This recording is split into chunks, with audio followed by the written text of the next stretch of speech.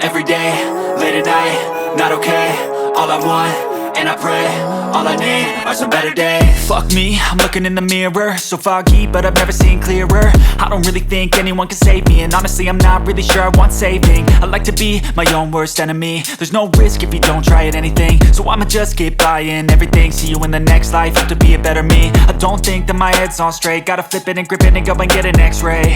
What's wrong with me? I just feel weight pushing on my chest and it squeezes till I suffocate. Better change my mindset, meditate. It's pretty cool that I'm alive and have better days. I could walk, see, hear, I should celebrate. Think I could change my mind, maybe elevate.